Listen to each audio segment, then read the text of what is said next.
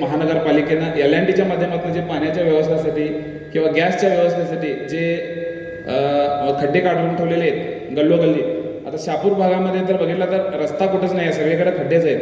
तर माझी ह्या मध्यवर्ती गणेशोत्सव महामंडळाच्या माध्यमातून खास करून कॉर्पोरेशन कमिशनर साहेब, महापौर, उपमहापौर, खास करून तुम्हाला विनंती आहे की ताबडतोब त्या रस्त्यांची रिपेरी करून घ्या.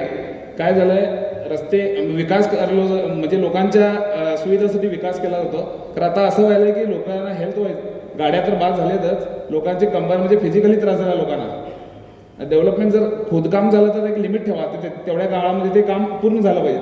आता 6-6 महिने झाले शहापूर भागातले रस्ते किंवा बेळगावातले जे रस्ते येतात जवळपास खड्डे, इतके खड्डे झालेले आहेत, तुम्ही जर सर्वे केला तर भरपूर लोकांना त्रास. आणि येणाऱ्या गणेश उत्सवाच्या काळामध्ये जवळपास 20 फूट 18 फूट अशा मोठ्या मोठ्या गणेश मूर्त्या, कुठल्या तर खड्ड्यात जाऊन काय तर दुखापत होण्यापेक्षा त्याच्यावर इमिडिएट ॲक्शन घ्या, ही विनंती आहे. मी इंग्लिशमध्ये थोडं आपला सब्जेक्ट वाचून दाखवतो.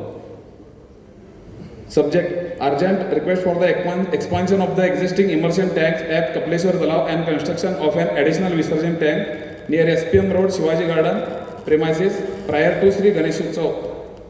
आणि दुसरी मागणी म्हणजे immediate demand for comprehensive repair, trench backfilling and potholes clearing on the major roads and procession routes ahead of Sri Ganeshotsav.